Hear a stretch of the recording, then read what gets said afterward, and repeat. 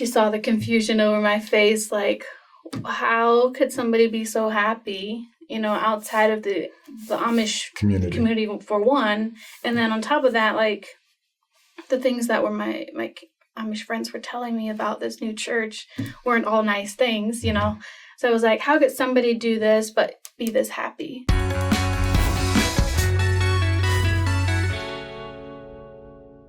Hi guys, welcome back to Saints Unscripted. I feel like I kind of do like the same intro every time, so this is me trying to change it up, but it didn't go so well. So anyways, welcome back everyone. We are happy to be here with you all. We're here with our friend Orpha, and we are so thrilled to have her on the show today because she has a pretty incredible story. You may have seen it featured on KSL, BYU TV. You just did a little special with them as well, but remarkable conversion story. And anyway, but thank you for joining us today. Yeah, thanks for inviting me. Yeah. So let's get to know you a little bit. So let's just kind of start at the beginning. I guess like the version that you like to tell.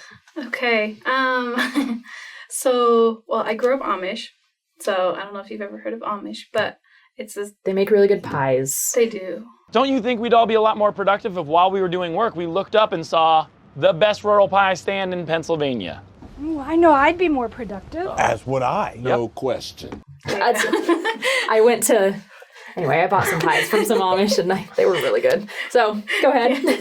They have great food. I mean, my mom grew up in a bakery, so of course there's a lot of good food. Oh, that's awesome. So yeah, I grew up Amish. It's a tight-knit community, horse and buggy. As far as like my story goes of when I was introduced to the church or introduced to God, I could say, was in 2012. We were the second family that was introduced. So the first family was introduced through a customer in their furniture store that they have. Okay. They have kind of their own story of like how they found that was what they wanted, and then they introduced it to my parents. But then that is how I kind of found out after they had all been baptized and everything. But I found out through my friend, actually, my Amish friend. Like they said, did you hear, like, your parents joined this new church, the Mormons, and they didn't really have nice things to say. Your parents joined before you knew? Yeah. Interesting. Yeah. They were baptized in April, and then I found out, like, end of July, 1st of August. Okay. So they were baptized, but you didn't know they were baptized. You found out later. Yeah. Oh, is that just because it was more, in this close community? Yeah. It was maybe more taboo, or? Yeah, so there were actually three. So there were three couples that were baptized, and they actually kept going to the Amish church, which was every other Sunday. Okay. And then the other Sundays, I guess the in-between Sundays is what they would call it, they had sacrament meeting like in the middle of the night. So how did your parents get to know? They learned from your friend, right? Mm-hmm. And how did this kind of get into the community? Was it like missionaries or? It was through a customer. Yeah. So that's right. Snuck their way in. Infiltrated the. That's right. The missionaries like sneak in. And, anyway, that's right. It was from the customer. Okay. Yeah, it was just a member of a local congregation. That. I forgot that detail. That's okay. But yeah, he actually like ordered a piece of furniture, and it took forever to come in for some reason. But because of that, he built a connection with the owner, which is the Raymond Weaver of the first family. And I guess they just like got to know each other really well, became friends, and he introduced the Book of Mormon one day, and Raymond was like, okay, like, I'll read it, So he kind of has his own spiritual journey as far as how he realized that it was good, and that's what he wanted. And then we were actually already friends with this family, so we're neighbors. Okay. So, like, him and my dad were already working together and just growing their businesses and reading, like, what are some of those books by Stephen Covey? Oh, like 7 Habits? Yeah. So they've been already, like, working together a lot.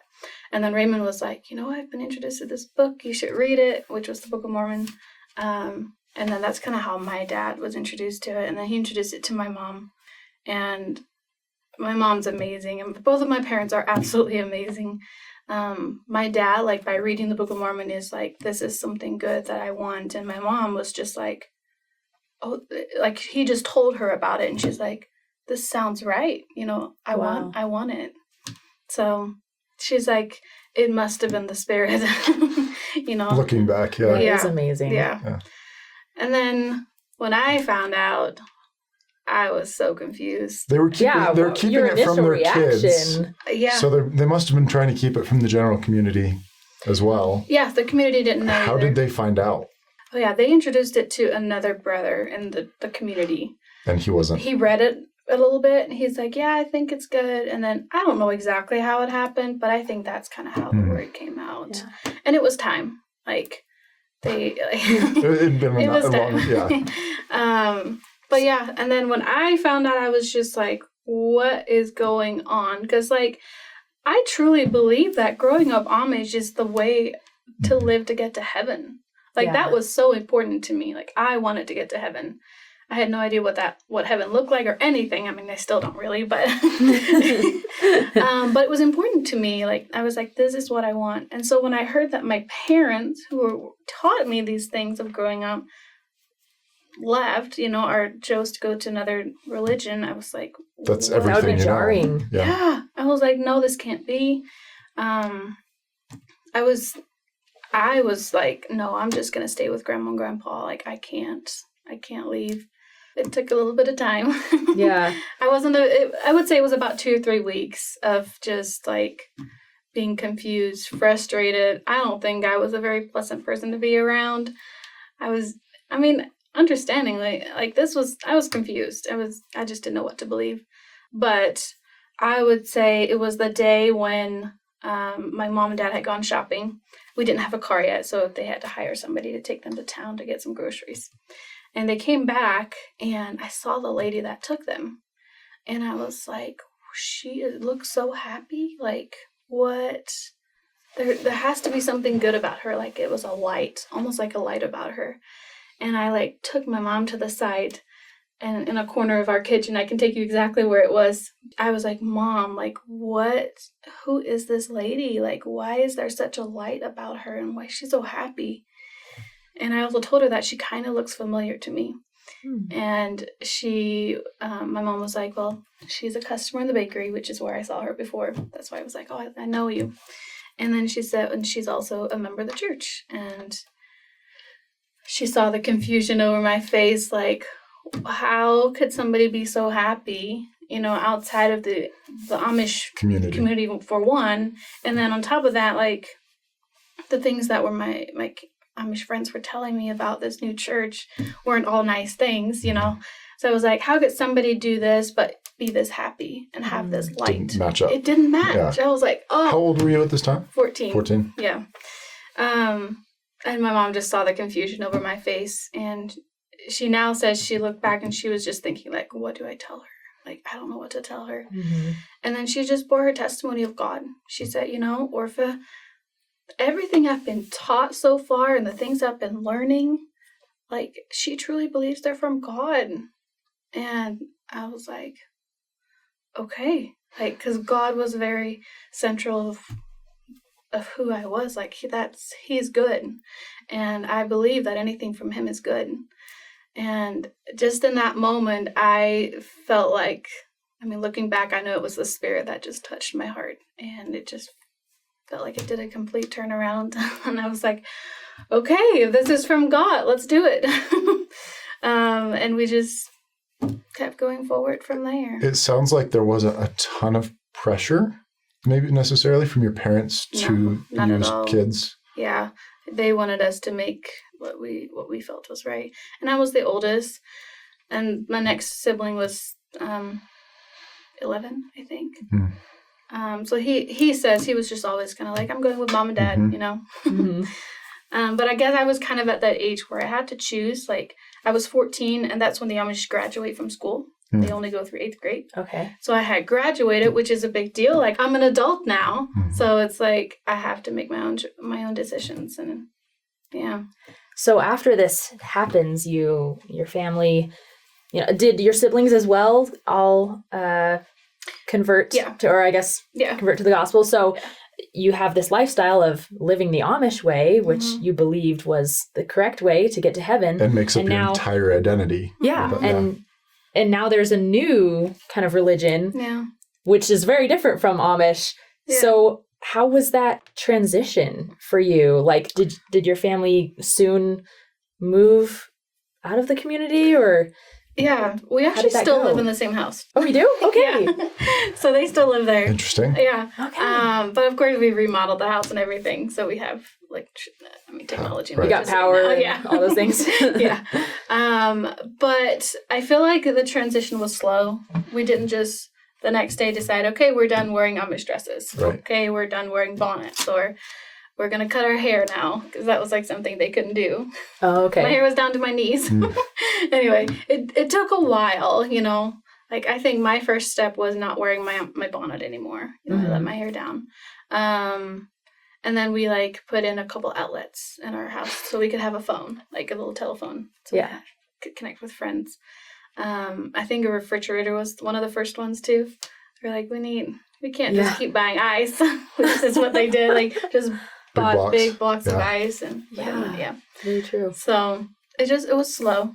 Which is the whole transition probably good. Oh yeah. Oh, I don't think I could have handled Mm-hmm. just switching everything. Total culture shock. Yeah. And I think that shows that you were being intentional with your conversion. It wasn't just like, okay, we believe this now, throw everything away. Yeah.